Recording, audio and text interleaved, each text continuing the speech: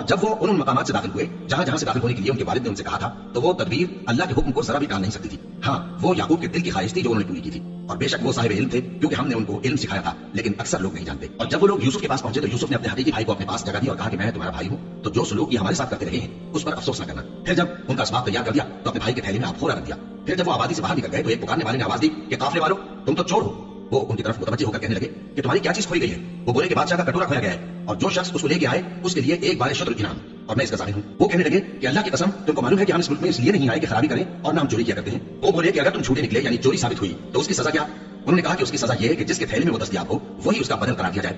ہم ظالموں کو یہی سزا دیا کرتے ہیں. پھر یوسف نے اپنے بھائی کے تھیلے سے پہلے ان کے تھیلے کو دیکھنا شروع کیا, پھر اپنے بھائی کے تھیلے میں سے اس کو نکال لیا. اس طرح ہم نے یوسف کے لیے تدبیر کی, ورنہ بادشاہ کے قانون کے مطابق وہ اپنے بھائی کو لے نہیں سکتے تھے مگر یہ کہ اللہ چاہے.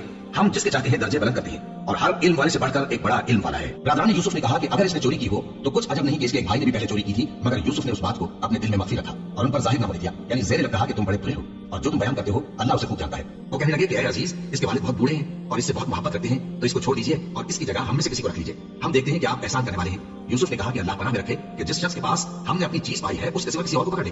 ایسا کریں تو ہم بڑے بے انصاف ہیں. آخر جب وہ اس سے نا امید ہو گئے تو الگ ہو کر صلاح کرنے لگے. سب سے بڑے نے کہا کیا تم نہیں جانتے کہ تمہارے والد نے تم سے اللہ کا عہد لیا ہے اور اس سے پہلے بھی تم یوسف کے بارے میں قصور کر چکے ہو, تو جب تک والد صاحب مجھے اجازت نہ دیں میں تو اس جگہ سے ہلنے کا نہیں. یا اللہ میرے لیے کوئی فیصلہ کرے, اور وہ سب سے بہتر فیصلہ کرنے والا ہے.